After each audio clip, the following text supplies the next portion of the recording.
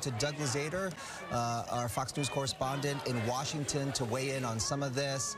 We've been saying, Doug, that President Biden has been keeping an arm's length from these protests that have been springing up across the country.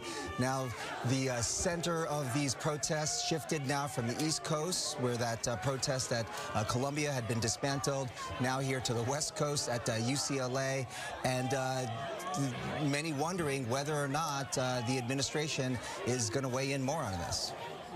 The president has really been trying to kind of straddle this issue, saying on the one hand that he does not support violent protests. On the other hand, he says people need to understand the plight of the Palestinians. You know, in recent days, though, and those were comments that he made about a week and a half ago, a lot has happened since then. And in the meantime, we've only seen written statements come out of the White House, and we've seen comments from the press secretary and other administration officials. But the president himself has been largely silent about these protests. I wonder if these images that we are seeing this morning, that you're showing there from UCLA, if this will convince the White House that the president just cannot wait any longer to talk about this. Now, the administration yesterday pointed out that he does have an event on Tuesday next week here on Capitol Hill, a Holocaust remembrance event that he is going to speak at. So at that point, this situation is almost going to have to be addressed, the rise of anti-Semitism in the country and so on. But it will be interesting to see if through the course of this day, the White House feels compelled to kind of deploy the president to talk about this kind of campus unrest. You know, it's also interesting.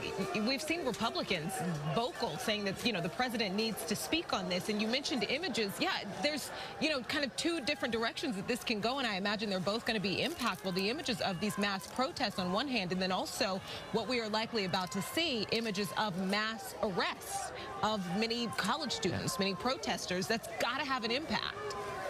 That's right, especially because so many of these folks are young voters, and that will play maybe even a determining role in the November election. And, you know, while we concentrate on these big events, Columbia on the East Coast, UCLA on the West Coast, this is happening around the country, as you know, and it's happening in our backyard here in Washington as well. There have been big protests at George Washington University. They have been largely peaceful, but the university there actually asked police to come in and get the protesters out. The police refused to do it. So we are just seeing a huge, you know, variety of responses from university officials and police departments across the country on this issue. You know, Doug, it's interesting that you bring it up because, yes, we're focused on these two big cities, but also, you know, Brown University, the university leaders there have somewhat caved to protesters, a much quieter protest. And they're saying, you know, they're going to hold a vote on divestment. They're going to have conversations about that.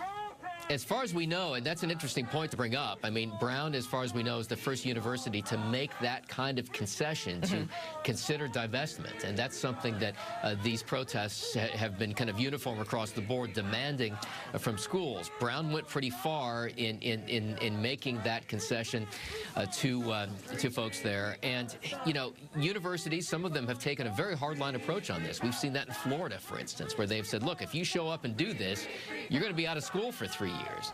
The other issue is how many of these folks don't even attend the schools. And that's something that was brought up in New York, the number of outside agitators, as police call them, that were showing up at these protests. Yeah. All right, Douglas Zader, live for us in Washington. We appreciate your take on all of this.